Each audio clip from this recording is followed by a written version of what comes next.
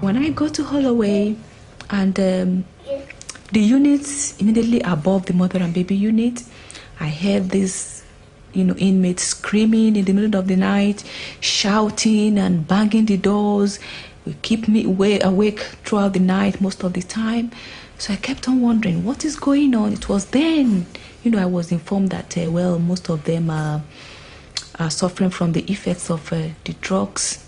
I felt really, really bad about it. I felt really, really bad, and I said, oh, so this is, what happens to them when they take this drug. Almost 1 in 5 women in prison in Britain today is a Nigerian woman convicted of smuggling drugs into this country.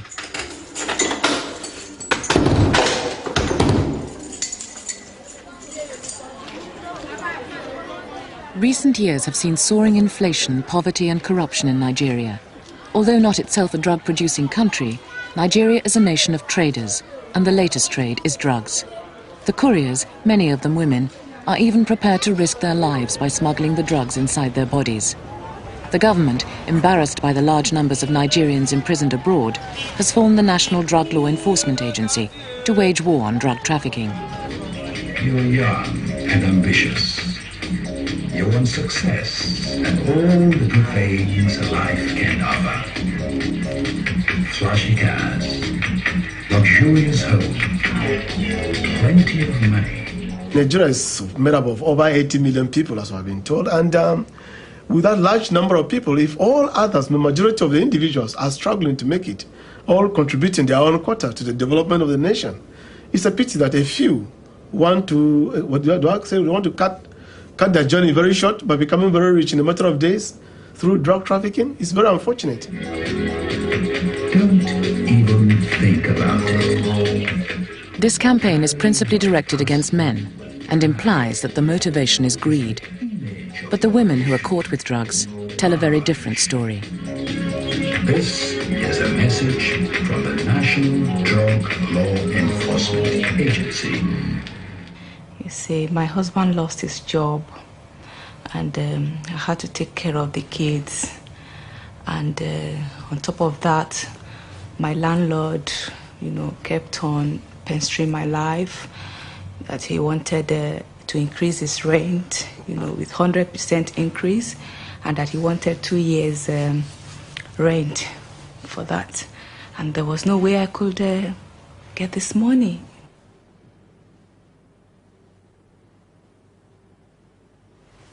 One of the most awful things is that so many women have become involved in crime since time immemorial because of being poor, because of being powerless, because of being exploited. And in fact, this is a new form of prostitution. It's a way of using women who are poor, who are vulnerable, to commit crime. I approached several friends, and because of the situation in the country, no one was willing to give me anything, even lend me anything, So just along the line, a lady just approached me and said, well, you have a little baby, and there's something you can do.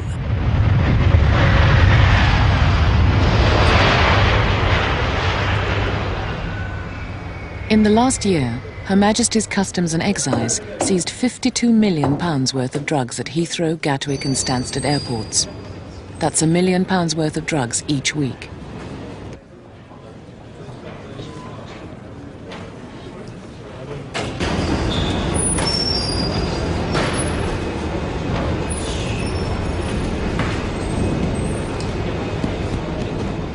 Customs continue to run a careful check on baggage, but many couriers are now smuggling drugs by swallowing them or otherwise concealing them internally. So body searches, urine tests and X-rays have become commonplace. Drug smuggling knows no barriers of race, colour, class or creed. We do target flights. It would be very foolish of me to pretend that we do not target flights. We look at the risks posed by those flights. And it's not just black flights that we target. We target flights from source countries. We target flights from conduit countries. She explained to me that it is drugs, cocaine, and that because I have a baby, no one will suspect me, and that I could go, and she was going to offer me for, £1,000, for 200 grams. In this prison, 50% of the women are Nigerians convicted of drug trafficking. I came to prison 89. And I was charged for 2 kilos of heroin. And I got 8 years for it. The bag was given me by a friend, that I should, with a full stop on it, that I should give it to somebody here when I was coming to London. Has anyone given you anything for anybody in this country? No presents, no parcels, no nothing at all? When they caught me with the drug, they gave me a solicitor, and I told the solicitor that I don't know anything about the drug, that is in the suitcase. Did you know what would happen if the drugs were found? Well, initially I expressed my fear, because I said, well, I don't know, because I know how serious the Nigerian government, announce on the radio, on the television and everything. But the lady assured me that there wouldn't be any problem, And even when I told her that, what if I'm caught? She said, well, they may put you on the next available plane back to Nigeria. You see, she never told me anything about prison. She never even told me I would be arrested in the first place. I thought, it was just as easy as she told me. This woman was a family friend. She normally travels to London. When I lost my husband, she came around and said if I would want to go with her. She said it will make a big difference since I am in this type of stress after my husband's death. And when we got there, I was so excited. Then when I got to the immigration, they started questioning me. Have you been here before? I said, no. Do you come with who? I said, with a friend. What do you have in the bag? I said, it's my friend's stuff. She gave it to me to hold. So they said, you don't know what is in it. I said, no. What is your friend? Then I turned around. I didn't see her. I said she was here in the queue. Then, after some time, they said, we are going to look into the bag. That's it. Right. So they forced it open. And I brought this parcel wrapped with something like brown paper or cement paper or something. They opened it. There was a green stuff grinded like in powder. So they said, what is it? I said, I don't know. I don't know what it is. They said, so they came, there were about many of them, they came about 4 or 5. The other one started about there. No, I wouldn't cut there. There? Oh, hang on, you can take them all both out from, you're not going to take them from the middle? No. Oh, okay, so you want about there then. About there? Yeah.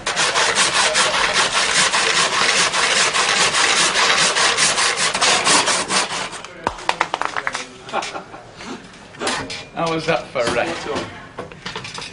They said there's cannabis. In my whole life, I've never had anything like cannabis.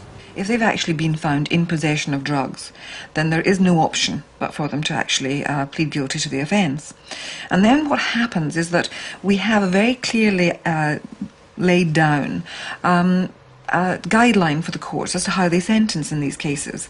And so you're talking about automatic imprisonment, and you're talking about imprisonment usually for quite a serious number of years. The more potent the drug, the longer they will serve in prison.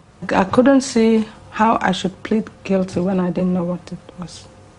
Even some inmates were saying they pleaded guilty. I said it could be all right if I really knew what I was doing. There's nothing will ever stop me from pleading guilty, but I'll not plead guilty when I don't know.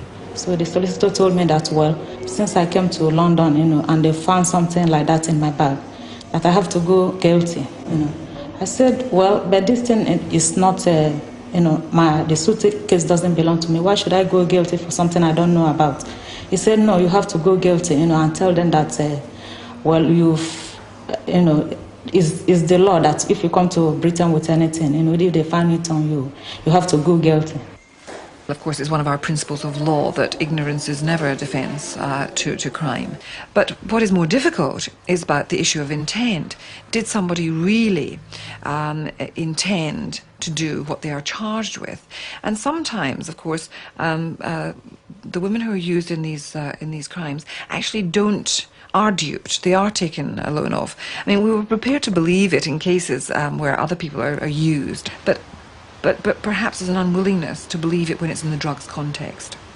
They gave me 8 years, I started crying in the court, being that my solicitor told me that I can't get anything less than 2-3 years, or if it's too much, 3.5 years, that I didn't expect I would get up to, 8 years. I came to realize that the woman really used me, and there was no how God was going to work miracle for the judge to understand what really happened.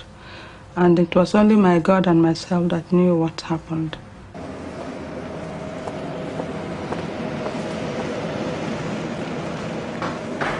Hello, it's Olga Heaven. Olga Heaven is the director of an organisation called Hibiscus. With offices in London and Lagos, she often provides the only link between the prisoners in England and their families back home. The convicted women here are known within the system as foreign national deportees, and as such, they have fewer rights than British prisoners convicted of the same offence.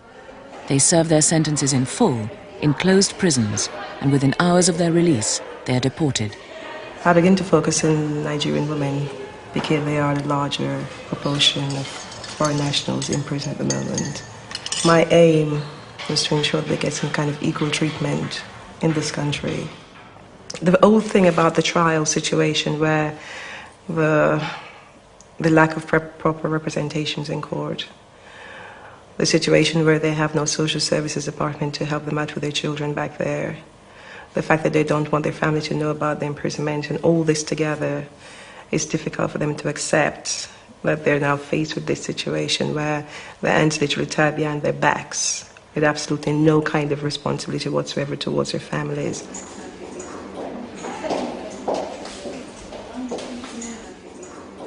This parole system as well for the deportees. At least second parole, person like me, since I've been in prison, I've not had visits because my family doesn't live here. That's right. Okay, I even told them I left my son when he was 6. He'll be 10 this year now. There's no access. I can't even write to him. Who is keeping him? It's with the dad. The dad is looking after him. But still, I don't hear from him often, so I don't know what is happening. When they came to interview me about my parole, my second parole, and I explained all these things to them, that this is my first offense. I've never been in prison before. I've never had any contact with the police before. I don't even know how the police station looks like till I came to England. Things are gradually changing. Wait until November, you'll see. How will it change? It will change. This was the opportunity that you had to do something about it, and you just won't talk. Oh, this ain't killing me, right? And I come in here and I do, what can I do? It's down to you. We're actually creating a real problem for ourselves in our own prisons, because the women who are serving the longest sentences, for the most part, are these women who are on these drugs convictions. They feel a great sense of grievance because their punishment is so much greater than that of any of the women who are British indigenous women. Because, of course, they haven't got their families visiting. They don't get to see their children.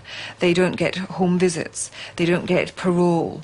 They miss out on so many of the things that at least can somehow reduce the horror of imprisonment and loss of liberty. They're serving their sentence a long way away from home, and so they're actually in exile as well as in a prison, and so the punishment is actually twice as great. That was after the list was sent to you in London, and so you've got an extra 4 that want to see you. Okay, did you put next? She's not coming? No, that's one of the ones we mentioned that is likely to be going. We were asked to see if it was possible to set up a network in Nigeria to give us some information about the backgrounds of the people who are actually appearing in court and who are in prison. Basically, the most important thing was to get home circumstance reports so that they would have the opportunity for parole, or at least the parole board would know as much about the foreign nationals as they did about British nationals. Most of us who were in prison then were first offenders who did not know the impact of drug trafficking in foreign lands, and most of us were desperate, one way or the other, to solve our financial difficulties. Now, we've written out to Nigeria, and the two social workers in the Lagos office have had difficulty in finding exactly where the village is, where your parents are. But I showed you last time. Yeah, I know, but unfortunately, either we misspelt the name of the village, but they're having difficulty finding it. Are they these people of your country? Are they going to be treating us as they are treating your children too? Yep. They say we are not entitled for anything. Even from home leave, we are not entitled for it. Right, let's be honest and tell you exactly what the situation is. As far as going to open prison is concerned and getting home leave is concerned, at the present moment the answer is 40/40s no. You can't have home leave and you can't go to open conditions. I've been here for almost 2.5 years now. I've been in the closing prison. So I need a fresh air, We are a human being, we are not a dog.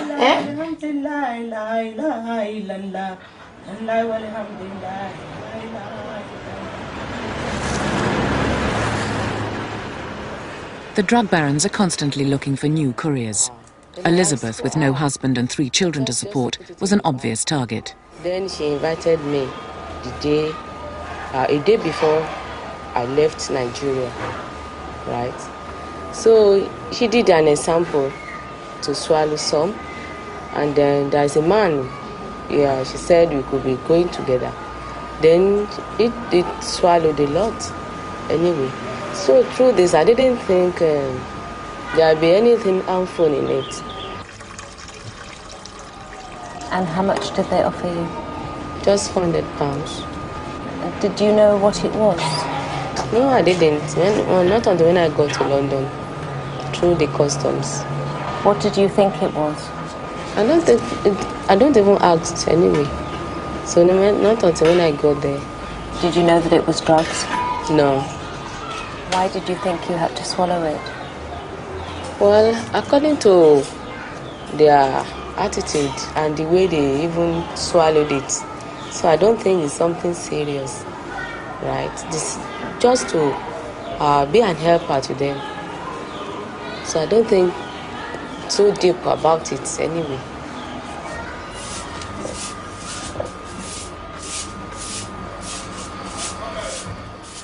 I was arrested and I was being taken inside the customs section. He said they think I've got some packages in me. He said there are some Nigerians who swallowed drugs to this country. They did the X-ray.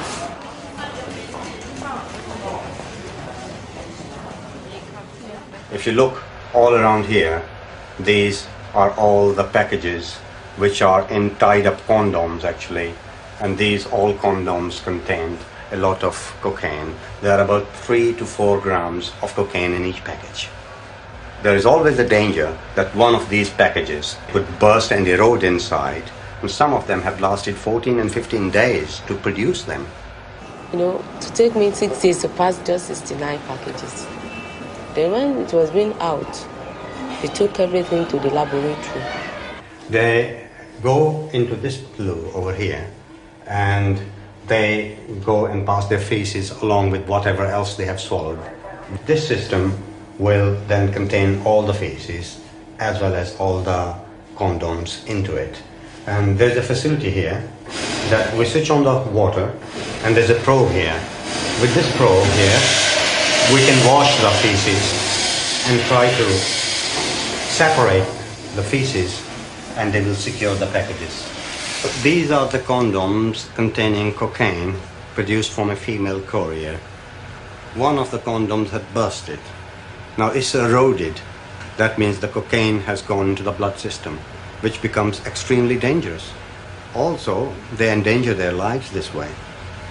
We haven't thank God for it, anyone who has died in our custody, but I'm aware of a number of drug smugglers who have died.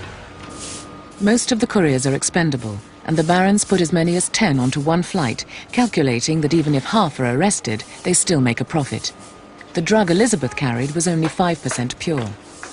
The man travelling with her almost certainly carried the high-quality drugs and used her as his decoy. What happened to the man? They checked for the man. They saw his name on the manifest, but he has checked out. We couldn't locate him because there is none of his address with me or phone number. So there is no way to locate him inside the country. So I was just facing the problem alone. So this made me to feel to hate myself that time. What is really happening, which I never planned for in my life. Coming in and going out. Isaac and Simeon are Olga's social workers in Lagos working with prisoners' families. Accurate information about these families isn't easy to come by, as many of the women don't even want their relatives to know they're in prison. The most important thing is to try and calm down, to ease up on the isolation that they suffer. And I think that's the only way we can do it, is by setting up the base here for them.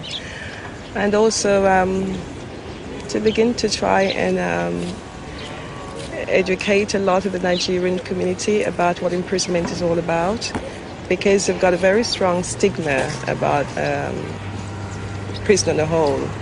And because of that, the women tend to suffer twice as hard. Sometimes I would hear the news of deaths in the family, and they don't want the mother to know. And it's difficult for me to face her when I get back and not tell her.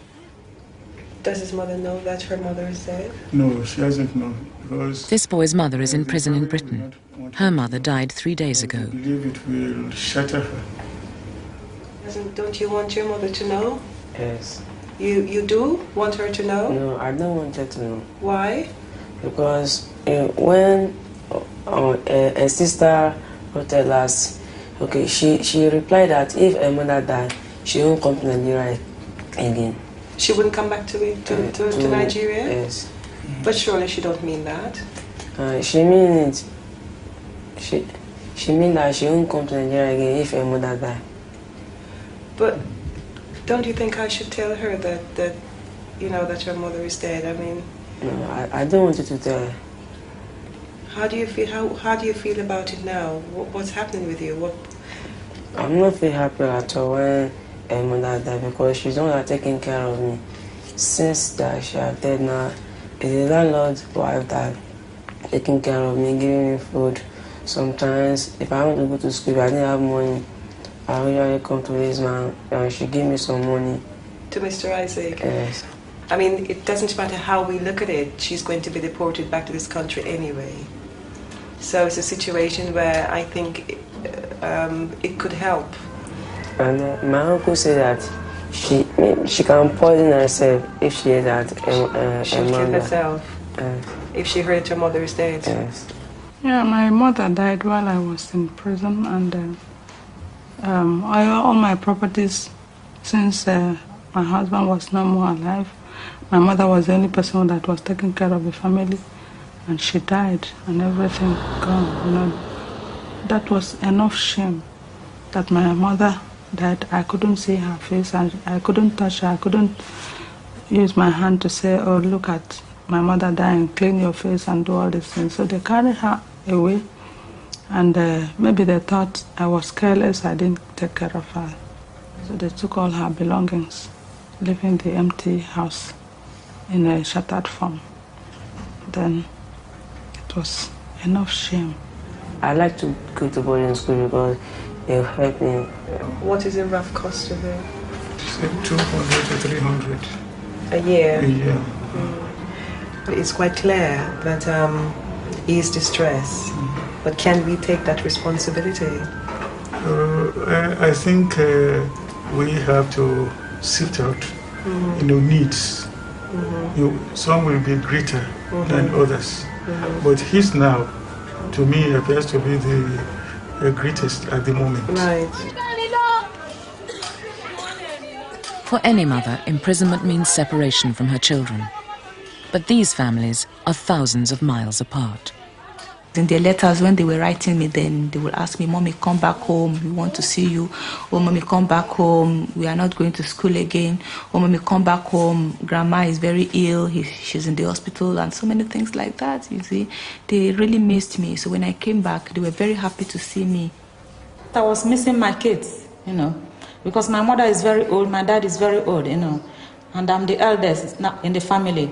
I was the person taking care of the whole family, and this type of thing happened to me. There's nobody to take care of the kids apart from me. That's why I was so depressed, because I didn't know something like this would happen to me. They used to go to my mom, "What happened? If our mother is dead, you should tell us." I said, "No, I can't handle it anymore. I have to write them and tell them, that I'm in prison." I thought, about taking my life. I attempted suicide, in Holloway. I was taken to the court with my baby, and it was at the court. That was Oxford Magistrate Court. It was at the court she was taken away from me to the foster home. How did you feel? Well, I felt really bad because what they told me was that she would be with a childminder while I go upstairs to meet the magistrate. And when I came back, I asked for my baby, and I was told she'd been taken away. I felt really bad, I think I should have been told the truth. Eventually, just after 2 weeks, she reunited with me. Babies are only allowed to stay in Holloway prison for 9 months, and then after 9 months, I'll have to decide if I want to send her back to Nigeria or she goes into foster care. I was very depressed, I just couldn't think of what to do, with myself, because I thought of my other kids, who did not know exactly what was going on, with me, and coupled with the fact that very soon my baby will be taken away from me. So, I was in a state of complete dejection and, very, very sad. Very, very sad. Very sad. I've actually known of a situation where a woman hadn't seen her children for 6 years. They came into the country. One was 3 years old, 4 years old, and she was actually carrying the second child. They then left the country. 6 years later, they were reunited at Heathrow Airport to fly back to Lagos, back to a country that they don't even recognise. The eldest child was almost immediately put out on the streets hawking to raise some money. The boy was the butt of all the jokes and pranks of the more experienced Nigerian boys because he had no idea how to street hawk. And then eventually he was knocked down and killed because he was inexperienced in jumping in and out of the traffic. Olga Heaven has just located the family of another inmate in her care. What about your children? With my mom in Nigeria, because when they sentence me, I don't want them to be with the foster, so I have to send them home to my mom. I know now she will look 80 years old. It really affected my mom. Olga wants to involve Henrietta's family in an appeal. I am Olga Heaven, yes, and I've been working with your daughter for quite some time, maybe 4 years now. And we're at a point where we might be able to get her appeal heard. But there's a lot of things in her case that we need to go through, yeah? When this case came up in court, my sister, everybody in the family felt so disgraced, felt so humiliated, and we felt it should be fought with all the resources that's available at her command. Mm-hmm. In fact, my sister sold almost everything she had to pay for the lawyer, hoping that she would get justice. You know, when all this happened, because Henrietta told me that the family doesn't want to talk to her, I think especially you want nothing to do with her. Whatever my annoyance in the past, I know Henrietta was not guilty.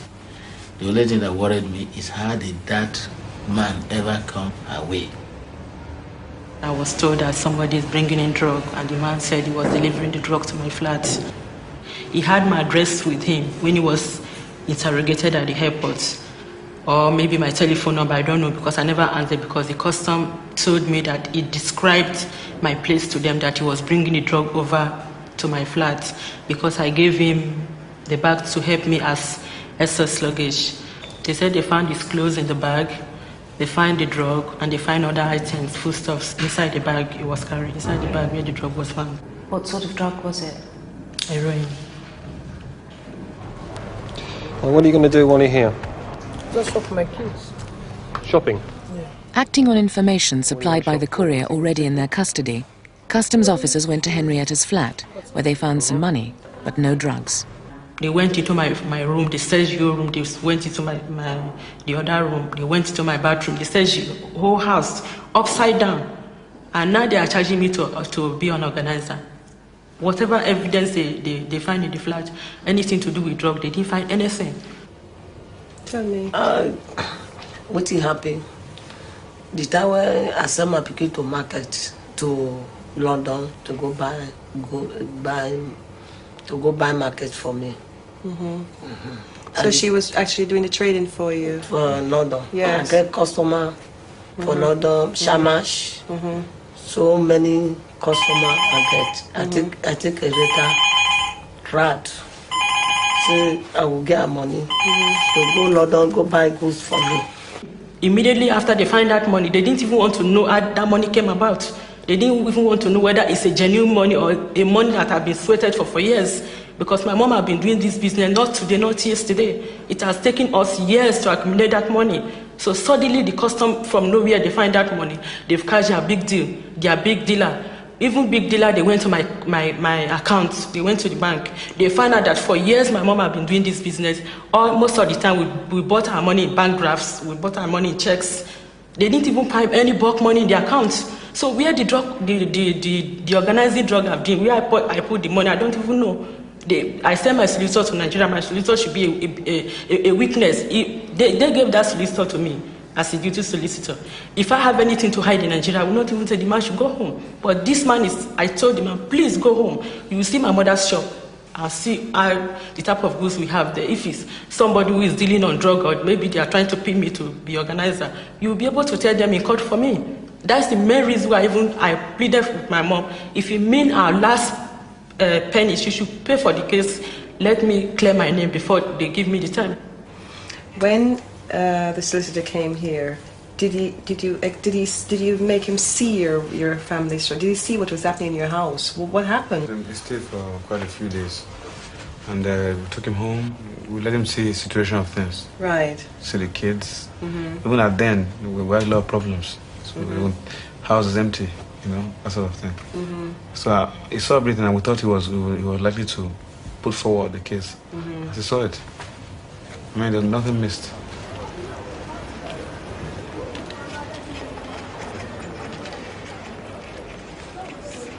He didn't even tell my barrister what he saw in Nigeria. Nothing was said in court. Nothing was said in court. Then the last minute, the judge knew we paid for this case. And my mom got that money to pay, and how they gathered up to pay for that money, they didn't know. Automatically, my child was changed from legally concerned to organizer. What I supposed to have organized, I didn't even know. We have to, as lawyers, bear in mind that there are special needs for a foreigner on trial in a foreign country, and we have to give that energy to those defendants. And I think that perhaps too often that's forgotten. There are many lawyers who fight these cases well and hard, but of course there are also lawyers who don't give enough time to them. And I think that we have to be very anxious to make sure that people who are standing trial, who are not part of our British population, are given as much of a crack at justice as anybody else. I got 12 years, and this is my 5th year now. I don't know. I can't explain it to myself up to today, what I'm supposed to have organized and what I'm doing the time for. Nobody told me up to now. How does it happen in British law court that a person could be convicted on a mere evidence of a co-defendant? Co-defendant. Right, yes. It sounds very strange. Yes. I feel quite convinced that she is innocent, because as you know, her co-defendant, he got 7 years, I think, that he's already released. In fact, the judge sentenced me first and sent me out before he gave the boy the sentence. And I was told that he made a remark that because the boy helped the custom, he has to give him a lighter sentence. And I was later told by my brother that they saw him in Nigeria. And I told them not to do anything because I don't want them to go and be charged for murder because they were still bitter about the sentence. I'm now the guilty one and I'm still here while he's now in Nigeria enjoying himself. I thought, well, I'll go home and wait for him.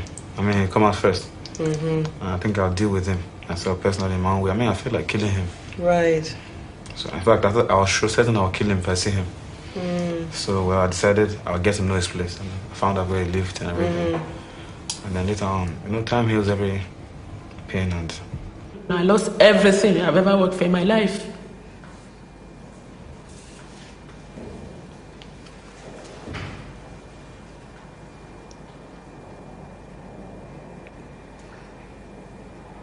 I don't even want to talk about this bit.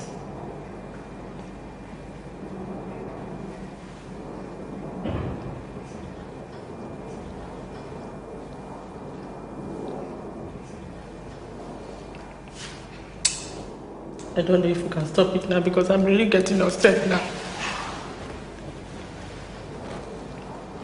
Well, I have satisfied myself that she had not committed that offense. So if she comes back, we'll do our best to support. Yes, yeah, that's and good. that's the only reason why I will support, because I have convinced myself that she was never involved in that. That's good. Yes, that's good. A member being involved in what society frowns against, the shame goes to the other members of the family, and therefore the stigma. And therefore, no family unit would want to have their member associated with drug trafficking, and that's the stigma that goes with it. You soil that name, there's nothing you can do that can erase it. You can't be bold facing the society. Even if you are a businessman, you'll be feeling very shy and can't be bold, talking to people, because it's so bad when they say you are in prison, whether for what you did or anything mistake. We believe that in our own cultural setting, stigmatization is a factor that would discourage people from engaging in it. And that's why our government, through the NDLEA, went to the extent of asking foreign countries or foreign governments that have convicted Nigerians in their prison to send their photographs to us. Because to us here, the idea that a photograph of a family member is on the papers among those criminals is traumatic enough to discourage people from engaging in this kind of nefarious illegal drug trafficking. Increasing the stigma may deter some couriers, but it doesn't deter the drug barons. With the legal economy more or less bankrupt, it's hardly surprising that the illegal trade continues. Sadly, despite very great efforts by ourselves and the Nigerian authorities, both together and independently, I have to say that there is still a risk that people from Nigeria, travellers from Nigeria, do still pose a threat to us. Was there any other way that you could have made some money? Well, that is a true buying and selling, Like, I was doing this buying and selling before. In fact, it's this threat and ejection letter I got from my landlord, that actually made me go into this sort of thing, If he allowed me to be paying, monthly as I was doing, I don't think anything would tempt me into doing this thing at all. Nigeria has decreed that any citizen imprisoned abroad will be liable to a further 5-year sentence at home for bringing shame and dishonour on their nation. Lawyers in this country are very concerned about the whole issue of double jeopardy for people who are involved in trafficking. Because on the one hand, here we are sentencing people heavily for drug importation. And now people are actually returning to their home country and being punished again. So for this reason, I don't want to be identified, just my main reason, to protect my identity. That's it. I'm, very much worried and afraid I may be arrested and sent back into jail. When I go back to left the country, and my passport and the papers were handed over to the immigration department, So I was called into the office, and I was interrogated, and I stated my case, the offenses and everything, and I was asked, what do I want to do now? So I said, all I want to do is to get back to my children and my family, because I've been away for so long. I've been in prison, and they said they've read everything about it in the paper. So I begged that they should please save me the trouble of going back to jail, if I am arrested again here. So they wanted some money, which I was able to give to them after a week, before my passport was given back to me. It really ruined my life, but I feel with God that He will send someone, Messiah, to help us out. Because now I know I am getting over it, but not quite.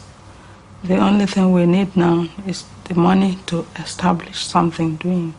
And the moment it is like that, I know I can live on my own, feed myself, take care of my family, have a house, because where we are living is a rented house, and they have been pushing us from here to there, and it has not been easy to get a place.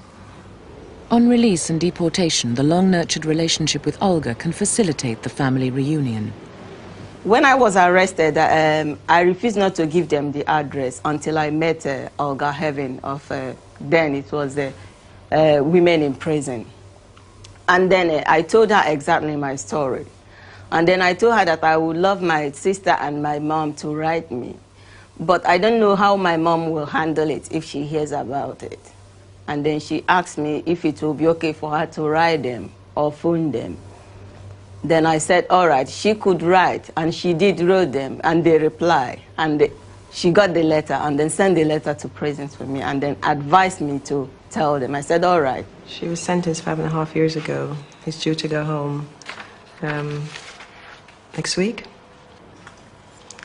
And that's what she looked like when I saw her first. And I think for her, time has stood still. She still, when I speak to her now, never relate to anything from 5 years ago. She's always going back. And I think it's one way of not accepting the length of sentence she had. I have 4 children, and they are lovely. They are lovely kids anyway, but I do really miss them because I cannot see them. Christy was released from Style Prison on August the 3rd this year. By nightfall, she was in Lagos. Her husband has left her. The kids are with her mother, her elderly mother, and with the help of her junior sister. But she is one who is a little bit luckier than a lot who's coming through, because at least she had a family back up there. The majority hasn't got that.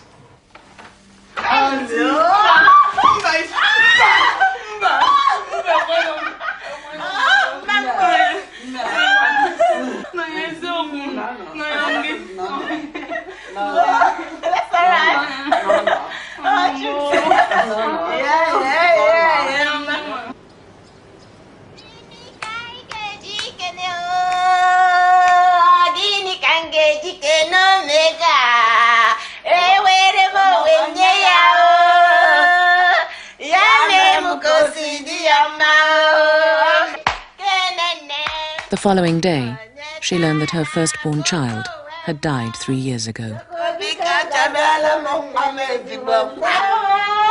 Since I came back home, it's been very, very difficult. Just have to start all over again, I've lost my home. I don't have a house. I don't have a roof on my head now. Managing with my old mom in her one-room apartment, and nobody's ready to help. You see, nobody's ready to help. And for some of them who got to know of what happened, they have been very, very, careful and withdrawn from me, sort of. So because of this, I sort of keep to myself all the time. I don't go to see any of them. I stayed in the house, you know, and when I need to go out, I go out very late in the night. What about your husband? He wasn't ready to accept any explanation, you know. I gave him, he was very, very annoyed and still bitter. So I'm still trying to plead, you know, get the family to beg him, and probably he will. And I'm just back a month now, so probably with time he would forgive and accept me back. I don't know. Do you still love him? Yes. This is not a welfare state. This is a state if you cannot prostitute yourself, if you cannot smuggle drugs, if you haven't got family to help you, you have to find a way to survive. And I feel that at the moment, the whole thing around drug couriering is coming through Nigeria. It will eventually move along as the custom and exiles are getting, you know, exactly where it's coming from. So go on to somewhere else. Another poor country that is facing the same economy problem.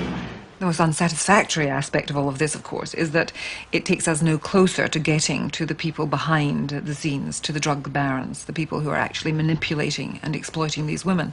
You come through the Green Channel today. Have you anything to declare to customs at all? Right, okay. Has anybody given you anything from Nigeria to bring to this country at all? Nothing at all? Nothing. And you packed all the bags yourself? Yes. So you know what's inside the bags? Yes. Okay, right. Very many of these women who would like to be able to talk and to be able to say who was responsible for their being here can't point the finger. They still have children back in their home countries. They still have families, and they're almost hostages, so that they know that they can never tell, because to do so means that others are going to suffer. Well, she obviously has told a lie about the money in the baggage. Yeah. And if there's nothing on search of persons, then I suspect that she might have something inside her. She's also got a type of gel that you use for that can be used for lubricating packages. So what do you propose? Well, if I suspect that she might well be involved with something. If there's nothing on her person, and she's just emerged now, then I'm going to arrest her on suspicion of having packages concealed internally, and we'll take it from there. Okay, go ahead. Okay. I suspect, right, that you may have packages of drugs inside your body, okay? And because of that, I'm arresting you now at 11:35 on suspicion that you have drugs concealed inside your body. You don't have to answer any questions unless you want to, but what you say may be given in evidence. Do you understand what I've just said to you? Yeah. Okay.